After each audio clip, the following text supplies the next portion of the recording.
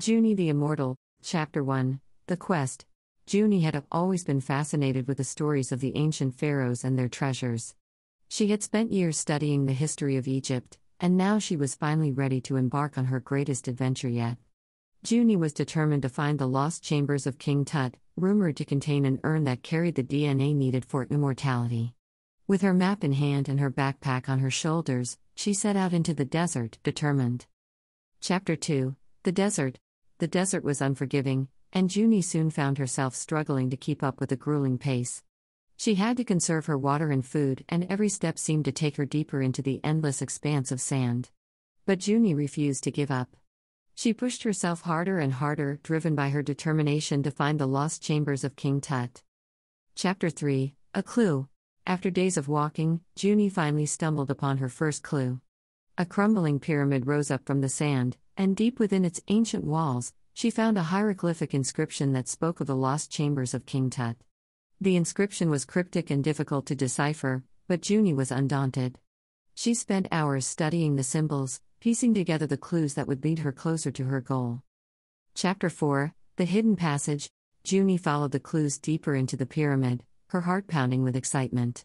She found a hidden passage that led her down into the heart of the structure, and there she discovered a secret chamber. Inside, she found relics and artifacts that had not been seen by human eyes for thousands of years. But Juni knew that she had to keep moving. She was getting closer to her goal, and she could feel the urn and its promise of immortality calling to her. Chapter 5, The Tomb. Juni emerged from the pyramid and continued her journey, her map leading her closer and closer to the lost chambers of King Tut. She finally arrived at the entrance to the tomb, and with a trembling hand, she pushed open the heavy stone door. Inside, she found the chamber she had been seeking. It was filled with treasures beyond her wildest dreams, but Juni was focused on one thing alone, the urn that carried the DNA of immortality.